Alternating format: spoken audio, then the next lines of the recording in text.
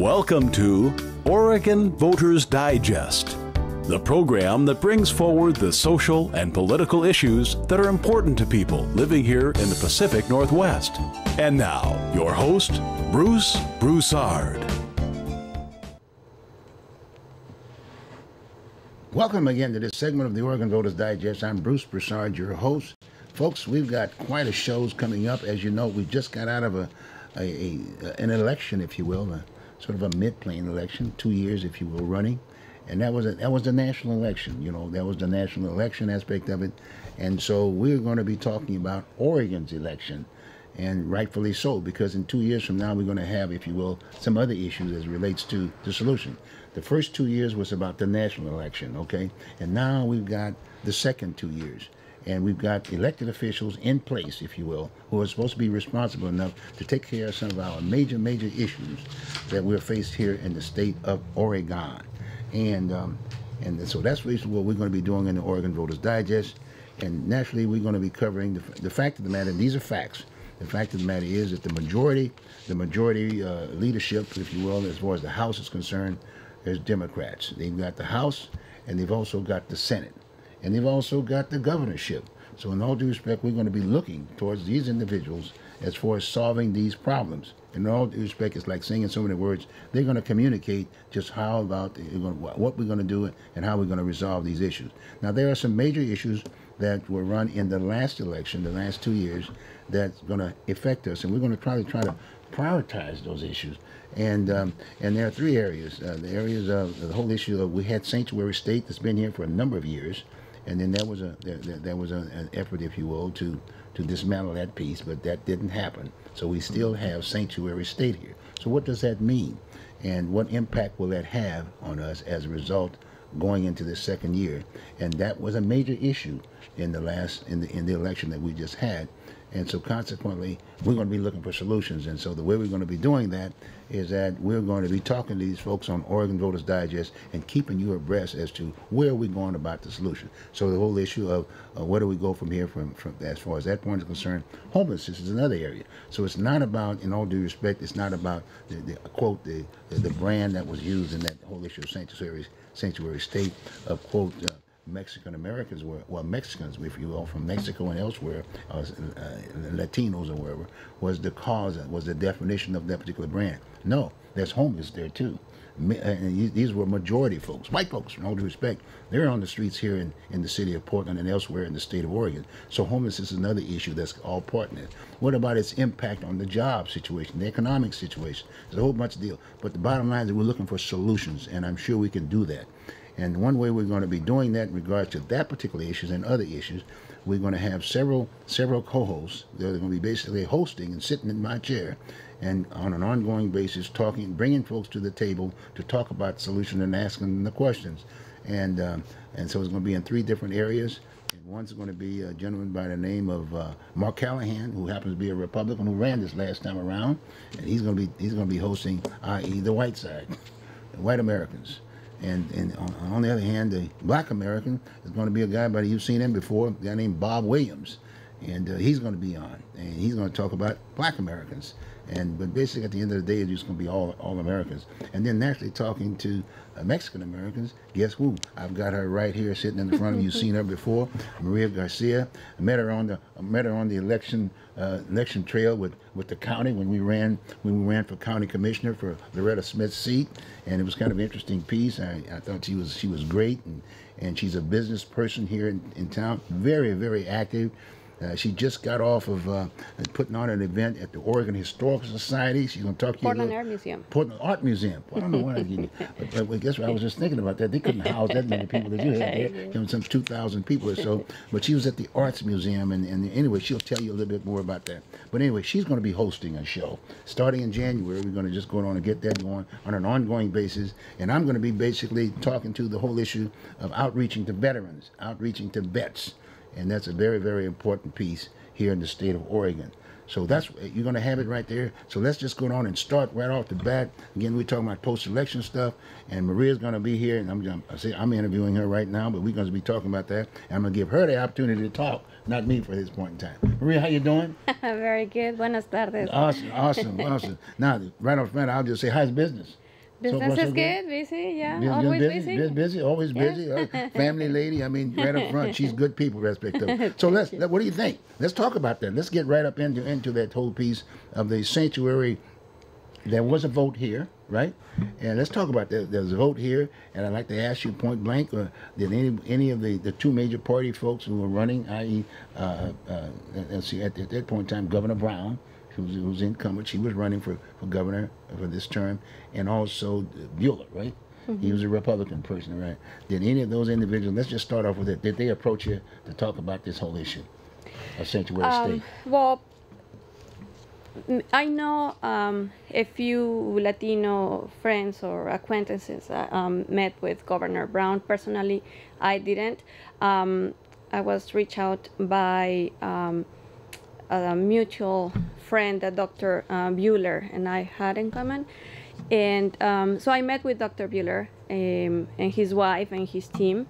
That was a few weeks before the election, actually a month or 2 months, I think, before the election night. And I invited a few friends, my daughter. We were a small group, invited friends from different groups, I mean, all Latinos, but with different backgrounds and heavily active in the community, because I wanted them to bring their perspective to the table, since Dr. Bueller wanted to meet with us and learn from us and get our perspective about how bad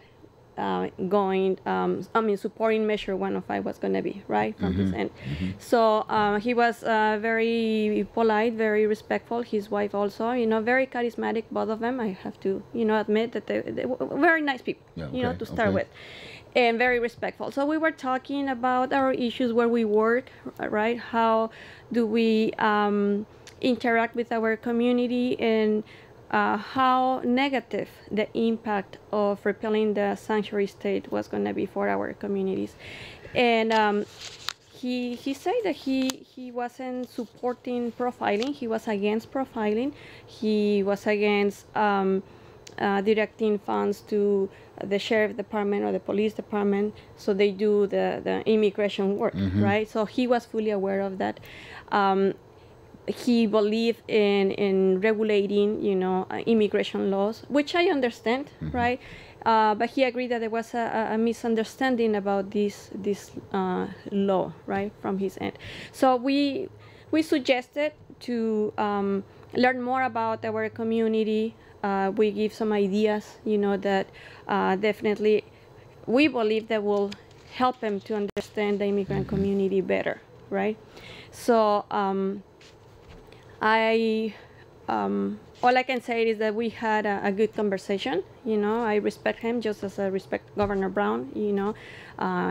But I believe that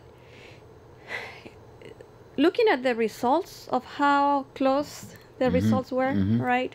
The peace endorsing Measure 105 was his downfall. I think it was negative. Because I have a lot of friends who are Democrats, and they supported him, right? And many people were very open about supporting him. Now, from my perspective, or I can actually speak just for myself, I agree about a lot of his points, in his platform. I believe that we need a substantial change in order to see the results that we expect, that we would like to see to improve, our everyday life in the city.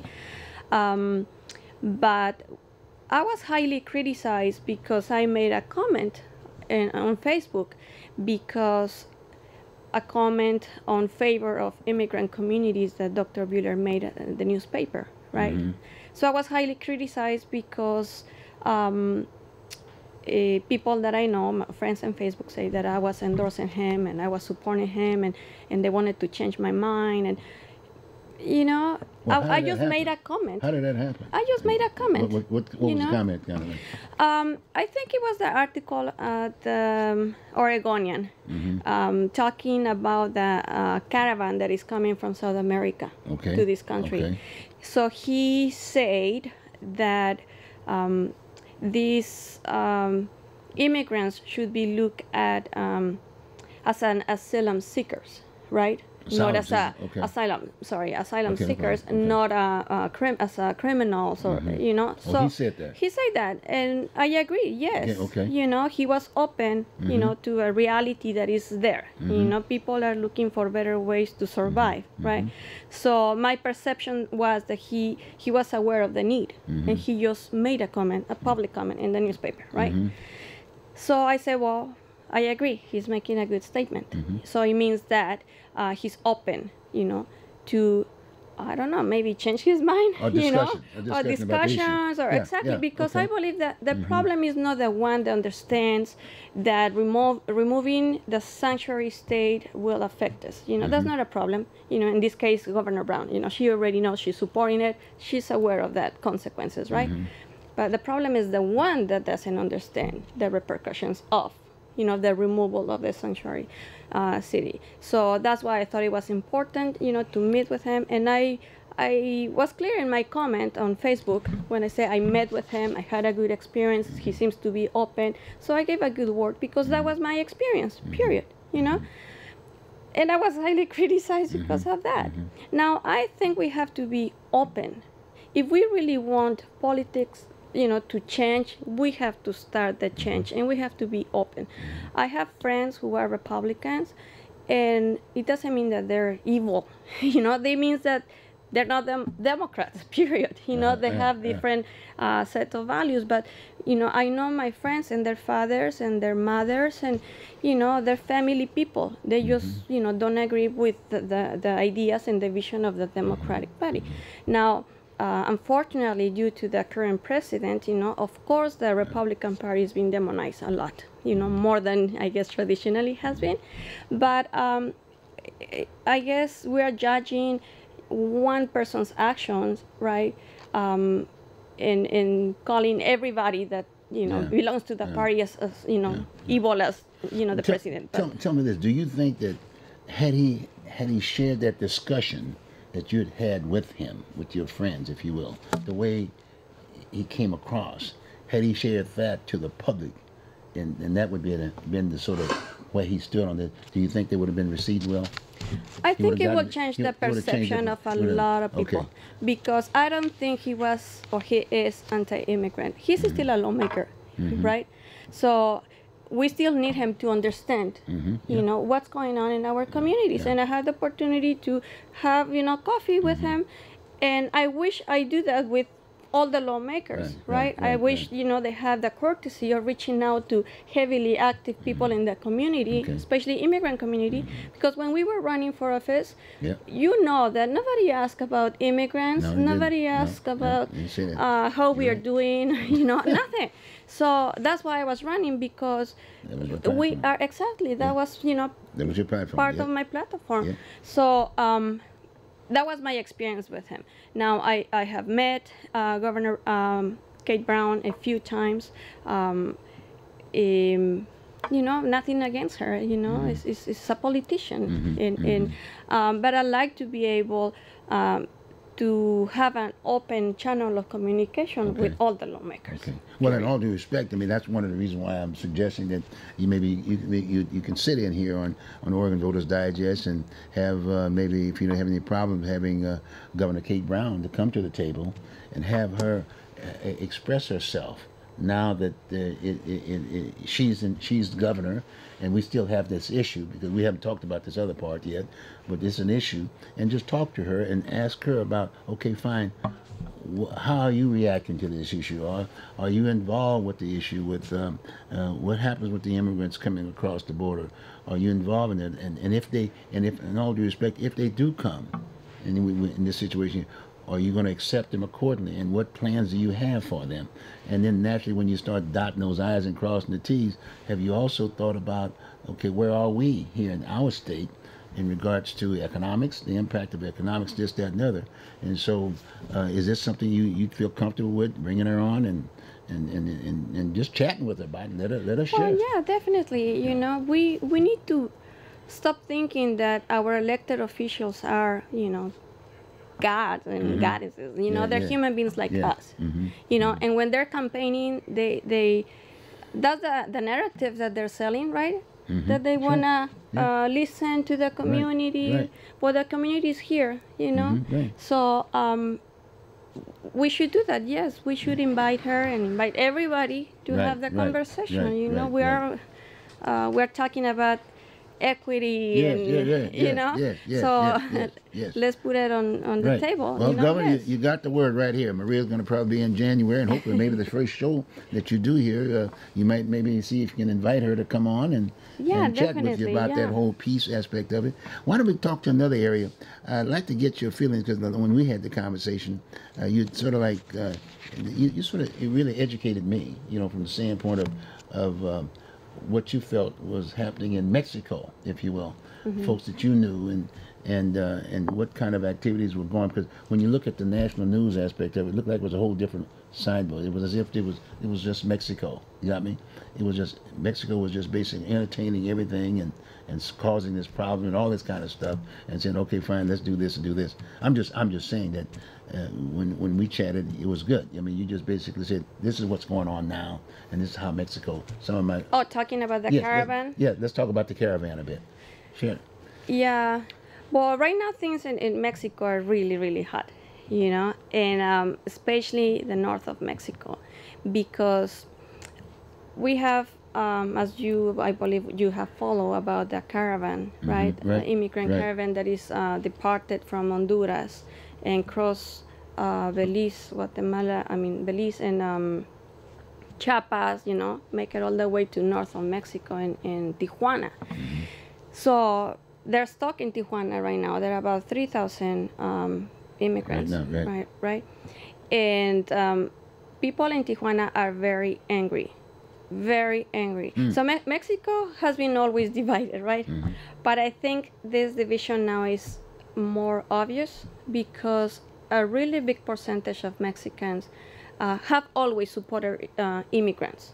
You know, I don't know if you're familiar with the Beast, the train. You know, that comes from South America. So it's a way of transportation for a lot of immigrants to cross Mexico all the way to the north, right? So they jump into the train, and when they pass through Chiapas, and many ladies in different communities, they make this food, right, and like lunches, right, little sacks, you know, food, and as the train passes by, they start throwing these bags with food, right? So now this food is valuable, you know, because these people come, you know, from a very long journey and hungry and no money and all that. So Mexicans have always supported, you know, immigration, and we understand the value of it because we, you know, migrate to this country also, and we have our issues here. But also there's another percentage that is getting very rebellious right now, and they're saying, basically it's ironic because what Trump is saying, you know, America is for Americans, now Mexicans are saying Mexico's for Mexicans, right? So why? Because we have indigenous communities that are dying, like the Tarahumaras in north of Chihuahua, you know, It's in Mexico. very poor, yeah. So they're begging for food, right? They don't have food. They need sweaters. They need blankets. You know, they need to survive because of the weather conditions over there. We have in Chiapas, you know, don't remember the name of this town, but the indigenous people from these towns have to run to San Cristobal de las Casas and other communities in the jungle and the forest, right?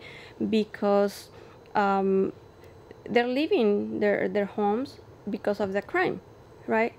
So now in the national Mexican news, they're talking about why we are welcoming immigrants when we have at home these big issues. That's a question.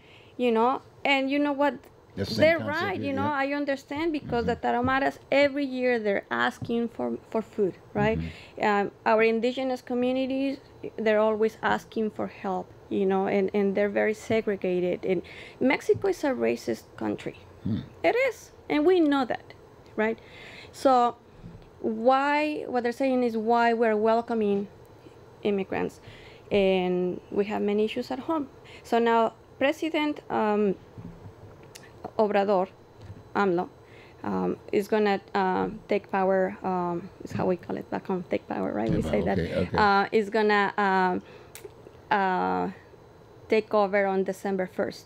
I believe, yeah, December 1st. So he's not even a president yet, you know. I mean, he was the candidate who won the elections, but so he offered about 10,000 job opportunities for immigrants. He offered shelter permits, you know, working permits, and so that's creating a lot of anger for a lot of Mexicans because of the high crime in Mexico, the lack of jobs, lack of opportunities, you know, food being very expensive. So Mexico is in a bad situation.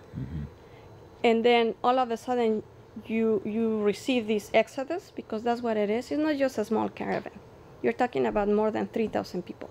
And the mayor of Tijuana, in a press conference, just said that he was expecting about 10,000 people in Tijuana. Now, I don't know if you ever been in Tijuana, but Tijuana is one of the most dangerous cities in the world right now, right? So people are angry. They're angry with immigrants, right? But some other states, mainly South and Central Mexico, they've been very welcoming, you know, with the caravan, and they offer food and shelter, and so it's a mixed feelings right now in Mexico. So they're feeling okay with them. So boys, you know, some people are okay, some people are not. Okay, but it's an issue. But it's a big issue. Big issue. So now, I'm not in Tijuana, but I can imagine if I was there and I see 10,000 people there, and we, you know, if we don't have enough jobs, we have high crime, plus 10,000 people that all of a sudden arrive, that's a big problem, because I don't believe any city, any country is ready to receive, you know, 3,000 people in a heartbeat.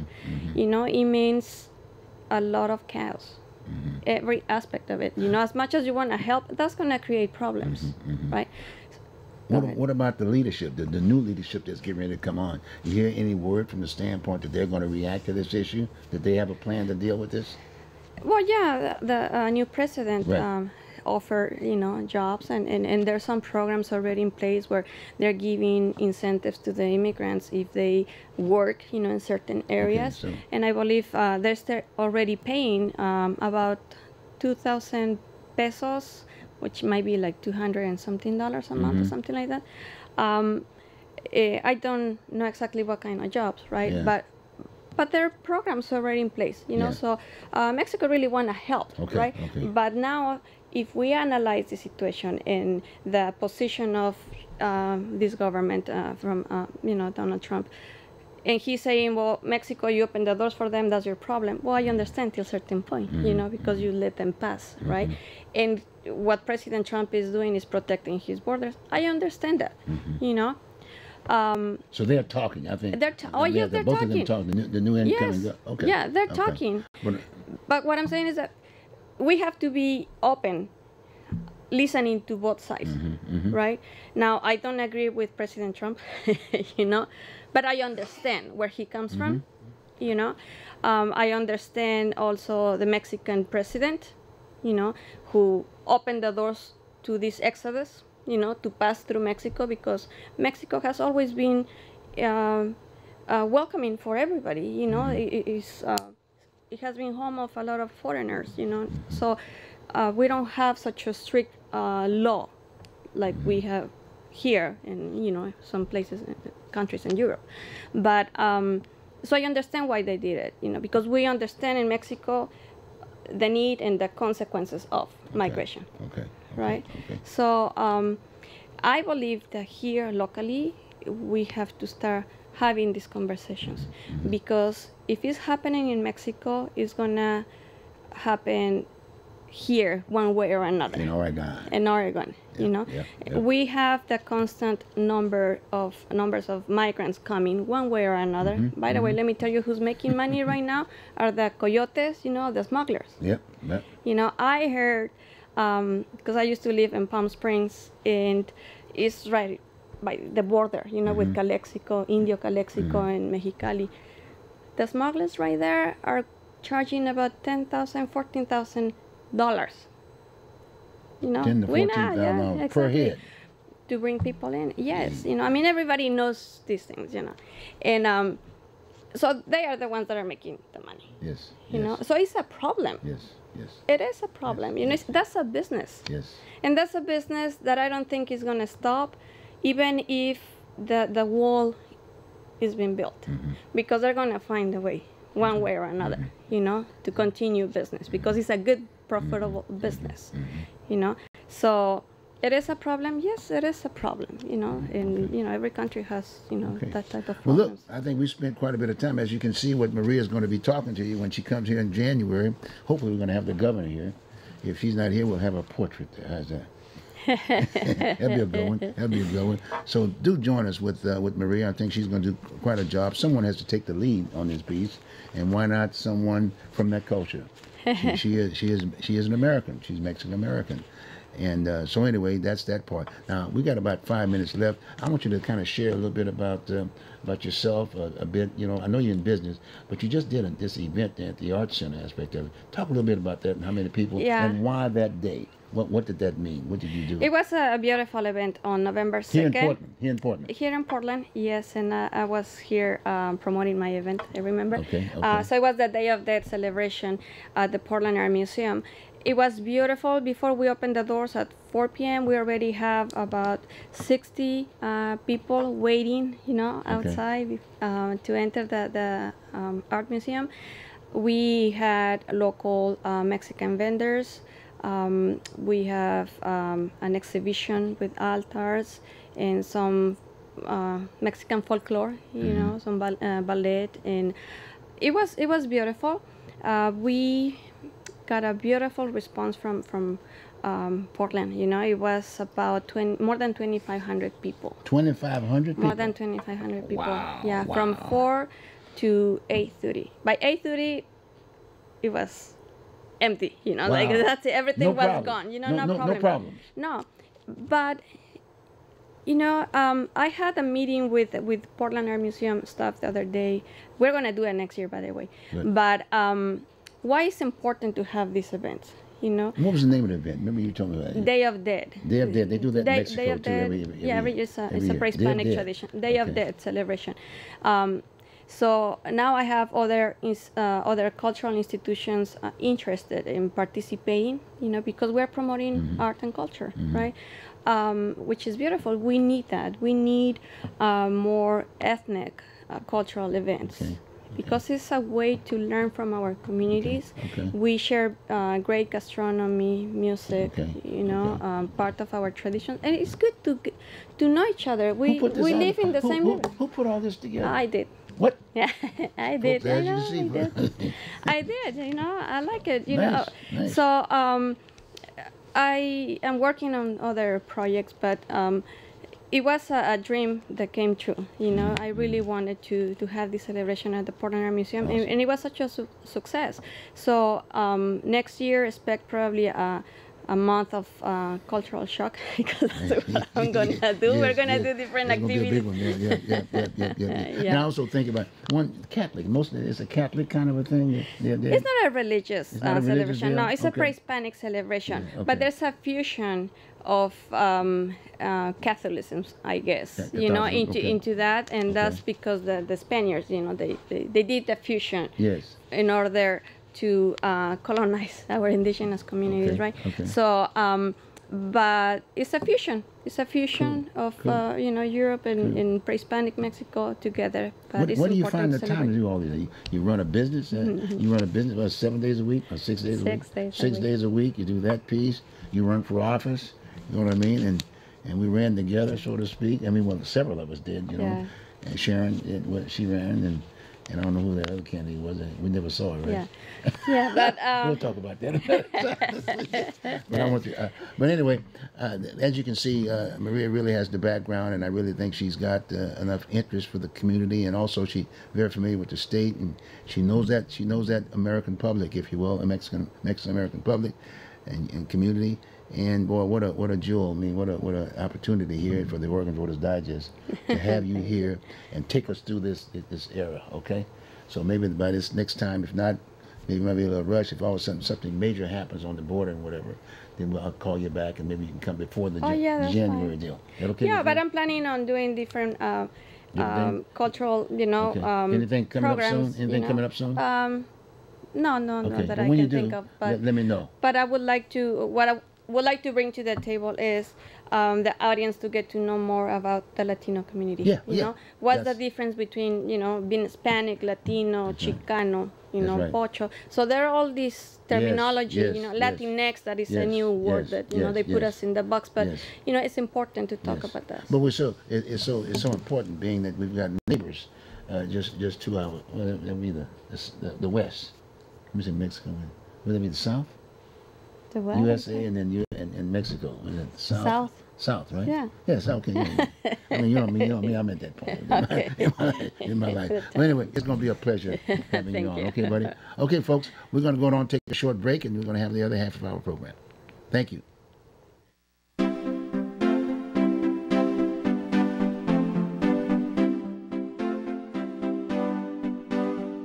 You are watching Oregon Voters Digest. This program can be seen again on these channels on these dates and times.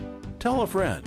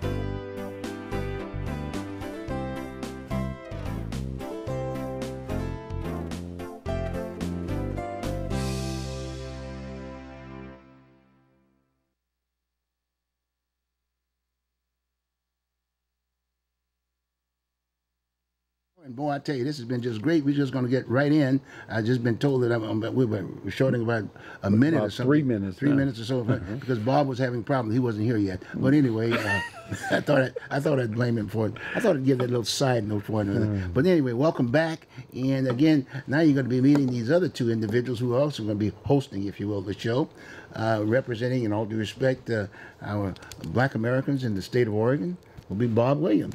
But he's an American right off the front. But I'm just saying that that's a part of an entity, right? Right. Okay, fine.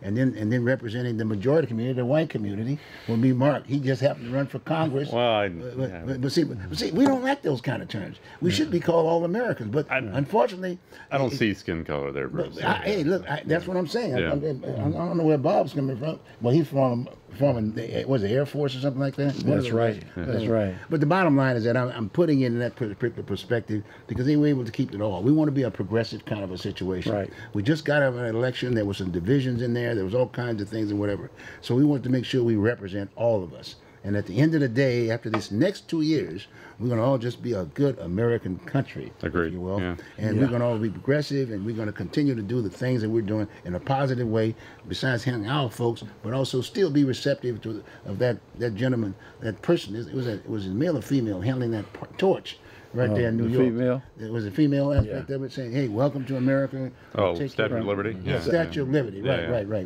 right. These guys know their history. I like that. I'm just checking them out. But anyway, you're looking at two of the hosts, the new hosts for the other two shows. Bob's going to be hosting, and he's going to be basically bringing folks to the table to talk about issues, whether it be jobs and economics and other issues, and he's very familiar with those things. We've been doing it for years, right on the deal. So that's Bob Williams, and then like I said, I've got Mark Callahan. Mark's been around. He's been around the state. Yep. He has really been around the state, folks. So we're lucky to have him. He just happened to run for Congress here in our area. Yep. And in all due respect, he did well. But he knew the issues. He was knocking on the doors across the board, and in fact, he was on the board, if you will, of the sanctuary state. Well, Oregonians for immigration reform. Immigration, but that issue that was on the state. But again, the thing that I was impressed about him when he made the statement, when I interviewed him and talking about that issue, he made the point about the fact, well, whether win or lose, we got to talk about this issue, because we got to come up with some sort of solution. And boom, I mean, I really appreciated that, Mark. Exactly. Really Yeah, it's about opening lines of communication. That's what it right. is, so, And as you know, that's what Maria basically said, the same deal. Oh, yeah. So it's not about a debate thing. It's about us taking on the responsibility and then sharing with the public on those various groups aspect of it to get them into understanding what we're needing, if you will, to come to a solution. Agreed. Yeah. So welcome aboard, thank you. both of you guys. Okay. Yeah, glad to be So why don't we just get right up into talking to how did we felt about the elections? Got me? I think that was the direction we were going into, that aspect of it. Yeah. You know, from your perspective, both of your perspective. We talked a little bit about that when we were on once before, but now we're here today. You got me here today, and a lot of times, again, bringing from a national perspective, I noticed that there was Chris Wallace did this. I guess that was Fox News aspect of it. He interviewed Trump. President Trump on that piece. I thought it was an interesting interview. It was kind of like from point A to Z. I wish you had seen it, but it was an A to Z, and it was a no holds barred type thing. He really just hit it right between the eyes, but he responded. That was a good deal, and I hope they would play that again. But that's 2 years. Oh, it's on the website. I looked at it on the website It's on the earlier. website? Yeah, Okay. the Fox News website. Yeah. Fox News website. Yep. What was the brand? What was the brand on it? Well, if you go to the Fox News website, you can, I think, click on Chris Wallace or Fox News Sunday or something. Okay, like cool. that. So, yeah. But anyway, it'll be a good thing to do, and I'm telling you, the viewing audience, take some time to look at that. It's going to be interesting. See, the key is that, but again, like I said, the focus is now, we're talking about Oregon. What is Oregon going to do? Exactly. We got a situation here in Oregon. We kind of interesting is that Bob's going to be taking that lead on that end of it big time. See, that's that R and that D piece. Now that's a good piece too. Besides these other issues, but the R and the D. Bob is the D. He's been a devout Democrat for years, and I know Life. that. For what? Life. Okay. But that's before he got to Voter's Digest. He changed a bit. You know what I'm saying? He had another hat. You know what I'm saying? But anyway, he's been a wealthy person, if you will, as far as us communicating about issues. Oh, yeah. Probably about 15, 20 years. About right around getting close to 20. 20 years. Wow. That's a long I time. mean, that's something. I've been on here 40 years. Actually, it's 40 minutes. Yeah. You're the older than I am, but I was here for 40 minutes. I've been here since that's how long I've been. Okay. That's how I've been. But anyway, 40 years really it was, and it's been a while. And then so the whole idea is that we're going to be doing the R's and the D aspect of it. Like I said, the House, the Democrats actually got majority vote on both ends, the House, the Right. Senate, and also the governorship. And as you know, we got a majority of the congressional delegate. But again, that's a national deal. We're not into that peace aspect of it. Yeah. So consequently, now we can again. Now Bob will probably be talking about getting the governor on board, maybe the chairman of the House, the chairman of the Senate, to talk about issues, if you will, Yeah. and more specifically solutions. Right. Because now the Democrats are going to have to solve all of our problems, even Maria's problem. Mm-hmm. She's going to be coming to the table. But at the end of the day, we have a system here. You know, it's about government rule. And you guys are gonna, you got the super majority, Bob, and that you're the one that's going to solve the problem. Do we have your word that the Democratic Party is going to solve the problem of Oregon? Would you mind telling that to the viewing audience today? Even if I gave you my word, based on the political climate in this country, that doesn't mean anything.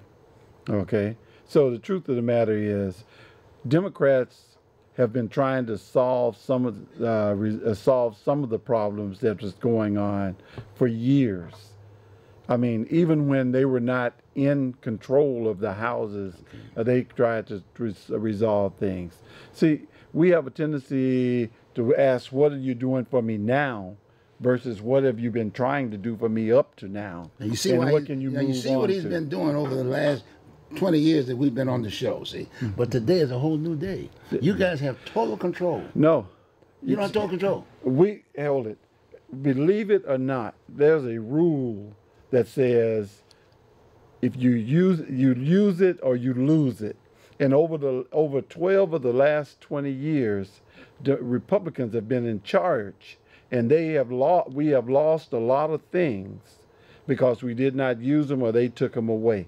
Now you're asking Democrats for instant gratification. You didn't worry about long-term gains. You want instant gratification now.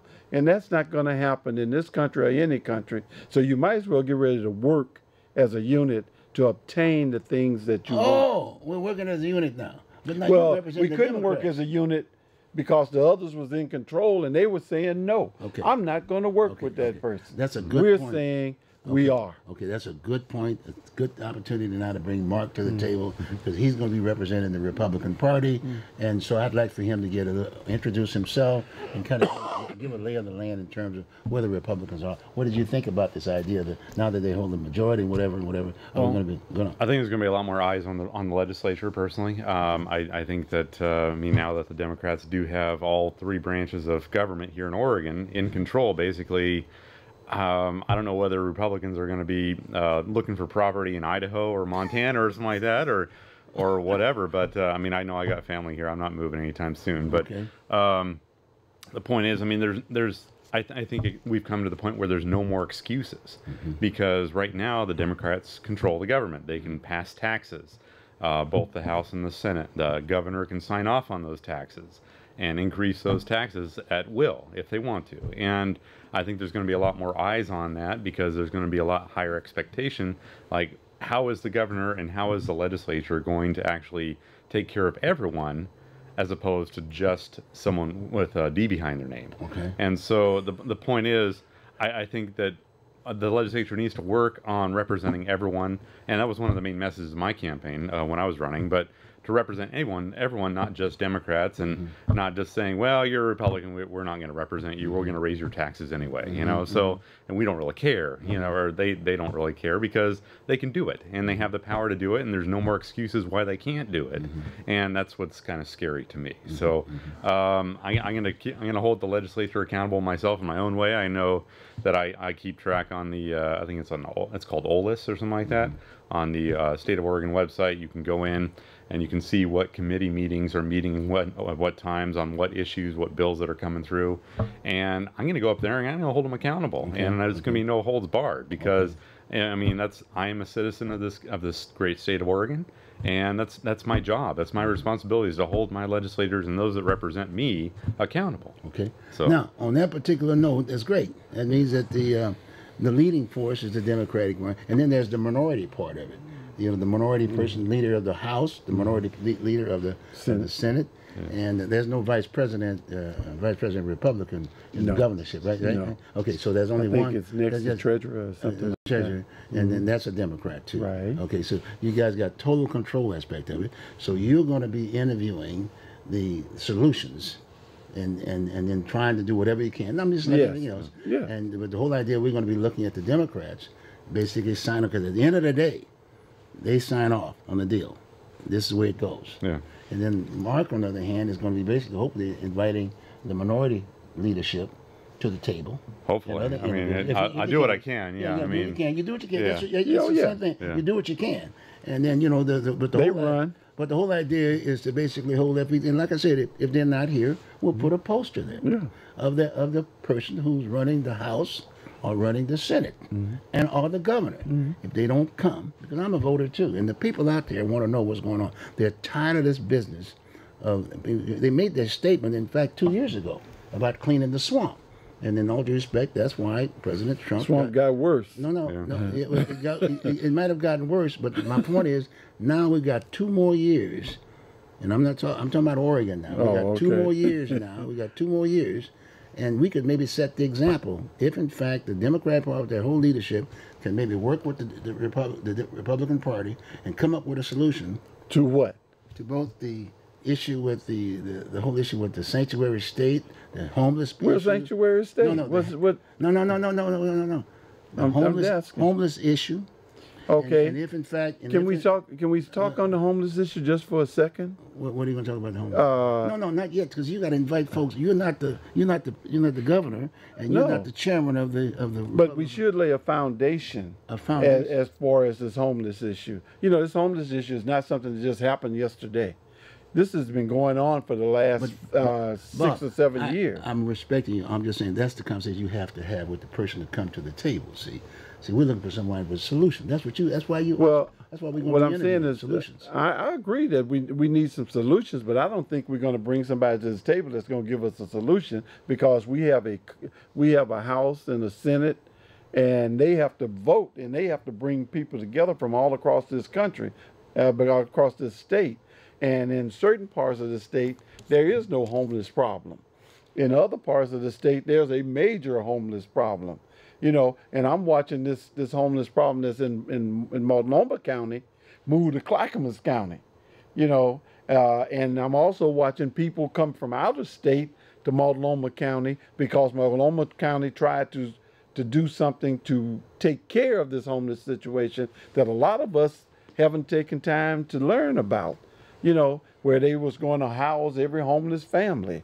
And then they found out that families was coming from other states in order to reap the benefits that Oregon, and they had a $2 million fund, and they went through it and was $1.5 million over budget and had to go to the state to get money to maintain it. All these things, you know, we need to know that this homeless issue is not an issue where you talk about housing someone for a part time. That doesn't help. It just makes the situation worse. We got to figure out how to get some houses at a reasonable price and some jobs for these people to go to. I'm agreeing with you. I mean, what I'm concerned about is the state legislature and the governor actually listening. You know, I mean, are we the little peons under her thumb, or the legislature under the thumb? And if we contact the governor or contact our legislators that are supposed to be representing all of us, are they actually going to listen, or are we going to get some sort of form letter saying, oh yeah, you're wrong, Mr. Constituent, and we're in power, we're going to do whatever we want? That's pretty much to do that. That's pretty much been the. I understand what he's saying, but you can't send crap out here. Bob, let him say his side. You know, that's crap. Let him say his side. Okay. Well, I mean, it's my personal experience and my opinion, because I mean, it's what I have experienced with my legislators before. It's what I've experienced with my congressmen. It's what I've experienced with my legislators. And just because I'm a Republican and they're a Democrat, they don't really care. I get a form letter every single time I contact them. I can go out and get Democrats that'll say the same thing that is represented by a Republican. They don't care. They don't want to listen to me. You know, when my person in the House was a Republican, she listened. She talked to me. You know why? Because I played golf with her husband, and he and I would go at it, and she began to understand the plight of everyone. Just because you're elected doesn't mean that you have a D by your name. You stop thinking about the people with an R by there. I'm saying that you represent the people. You need to represent the people within that district or in that state that you represent. Well, they fake it, is what it is. They fake it. I mean, they all fake it. They fake it. They all fake it. Yeah. But it's up to us. It's up to you and I to not talk bad about them, but to get together and figure out how we make them work for us. Yeah. Well. And if we can't do that, They're not going to do that. All I know, Bob, is my personal experience when I've contacted my legislators, especially the ones in Congress. I get a form letter back saying they disagree with me and they're not going to do anything with it, and they're supposed to be representing me, Well, and they're isn't not. that- well, They're failing at representing me. Isn't that that's your opinion? Maybe what you said I disagreed with, so I sent them a letter and they say I agree. But they're still So supposed now to be representing everyone, not just you the can't Democrats. represent. I don't care what anyone says. You never do 100%. I don't know anyone that does But see, 100%. but Bob, the definition of 100% when it comes in the legislature is at the end of the vote. At the end of the It day, says somebody's going to win, somebody's going to Right, lose. and the bottom line is that that's what's so neat about what we're talking about. Yeah. You being the lead on this other end. You're going to be representing the people who got the pen, who signs the deal. That's right. Okay, and that's- I'll be bringing him the news. No. You're going to bring. Oh, Bob. No, you'll bring the news. You're a good guy, Bob. Yeah, that's right. You'll bring the news here on the table on Oregon Voters Yeah, that's Digest, right. With that person who signs the pen saying, "This is what we're going to do." That's right. Is that fair? That's fair. And then Mark is going to be just sitting there and say, "Well, he's going to have his own deal because he's going to have a minority." Well, does that represent what we're That's- trying to do? And now I feel that our job when we talk to them is to try to get them to begin to work together, because we right now we have a great divide, and when they start working together, then we'll get something Yeah. I just want that to. we both can live I with. just want to eliminate the fakeness. I just want to eliminate the basically being passed off. And just because I'm a Republican myself, I mean, I don't embrace the victim mindset by any means. But the point is, I know what I've experienced, and I know when I've contacted my legislators before, I've been blown off. And it's like they don't care. It's like, oh yeah, they're in power. You know, they don't really care. They're going to do whatever they want. And that's the experience that I've had with the legislature testifying in front of the legislature too. They give you 2 or 3 minutes to go up to a committee meeting, testify on an issue you want. They're gonna vote the way they want because That's it's already pre-decided anyway. So they have to kind of fake it because they have to listen to the public.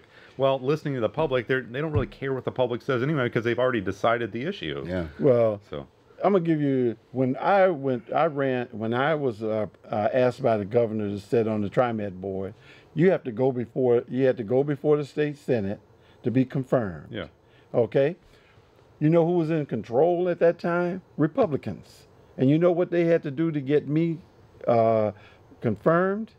They had to have someone come in and take 2 of the Republicans out the room to talk to them about something so I could get confirmed by the people that was there.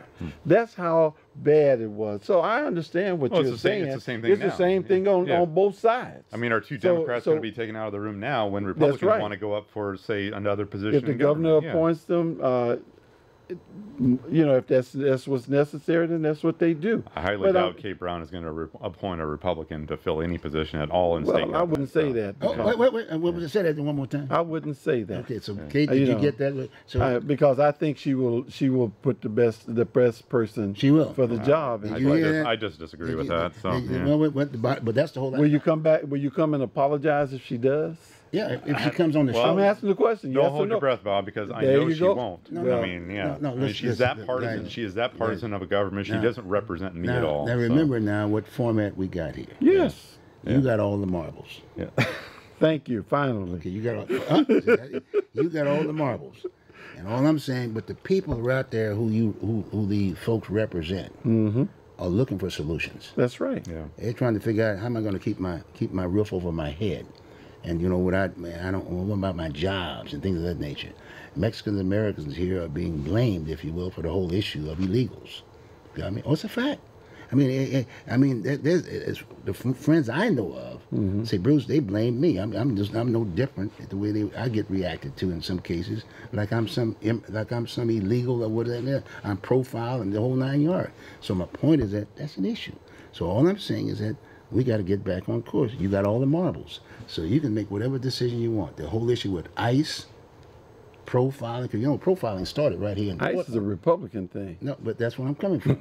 But It's an American thing, is what it is. It's Oh, like- now it becomes American. But now, it's never their fault. No, but now it's a democratic thing because we're talking about the state of Oregon. Okay. That's what I'm saying. And from what I've seen, the state, the city, the county, they don't control ICE. ICE is a government agency. Federal, yeah, exactly. You know, it's a federal no, agency. the key is and they don't control that. Bob, it's what they represent. See, ICE is not going to be there anymore. It's the Democratic Party. You got all the marbles. You can kind of say, okay, fine, look, take us to court, but this is what we're going to do it from now on. That's it. Take us to court.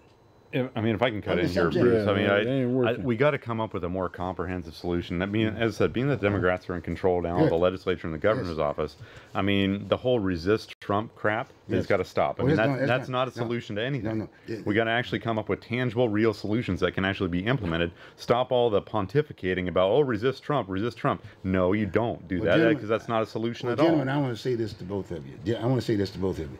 I don't want to talk about Trump the next 2 years.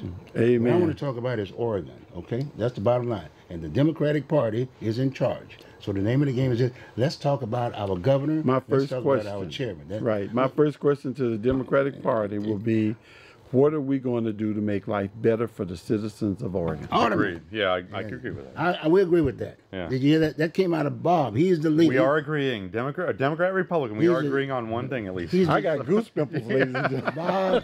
Bob is the general manager of the Democratic Party for the No. state of Oregon. I'm anointing him today, and I'm appointing him the general manager of the Democratic Party. How can we make things better? Yeah, That's what I would and agree I'm with that. appointing Yeah. Mark Callahan, the assistant general manager of the Republican Party, representing the issues and the solution to this problem. So that's why, yeah. And Maria's going to be here to make sure. I know Maria's going to be here I'd to like make to sure. sit and talk with her. No. You look at the show just like anybody else. Yeah. She's gonna be bringing folks on. She's gonna educate us. That's what she's gonna do. Yeah. She's gonna educate the public about what that deal is. I mean, I think we're gonna have a heck of a group. Yeah. Each one of you gonna have your program, and I'm just gonna be sitting on the sideline. I'm just kind of low key anyway. Agitated. I'm just gonna be Ask asking them the hard-hitting, critical questions. I'm just gonna be asking the questions. We're gonna end up being the I got clothes in the another washing jarhead. machine. I got another jarhead that I know who's sitting up as a producer, but he's part of the deal, like I am in certain degree. He's gonna be getting on me, That's talking right. about me. Well, Bruce, are we gonna take this hill? Got me? That's what he's saying. Yeah. Where's my ammo? Where's my stuff? And I know how he is. Yeah. And you know what that means? I know how I am. Okay. Hey. Okay. Good. But anyway. But the point of the matter is, folks, as I'm sharing with you now, we made a little light of this, but this is a very serious issue, but we got some things to do. And so come January, we're just going to be kicking off, basically doing one thing. For the next 2 years, we're going to be talking about Oregon citizens here in the state of Oregon. Got me? Again, like I said, I'm not interested in the Trump situation at this point in time for the next 2 years. I mean, he's got his own, that's another issue over there between CNN and Fox. Until I get to the point I got enough money to purchase both of those stations. I can't say nothing, too much of anything. But it's been great. This has been great. I got about 32 seconds here left over. This is going to be great. I'm looking forward to seeing both of you guys. Yep. Got Maria. So, folks, hey, join us next time around. I'll be talking about PTSD. I'm going to have a doctor here talking about, i.e., veterans issues, because I'm reaching out for vets. So join me next week. We're going to have quite a show. Take care. And have a good time and enjoy your day. Enjoy that sun today. I hope you enjoy that sun. Yeah. Okay? We got Thanksgiving coming up here too. You Yeah. got your hand? All right, general manager. All right, man. And assistant general manager. Yeah. Democrats and Republicans, they're going to do it, folks. Have a good one. Just send it for me.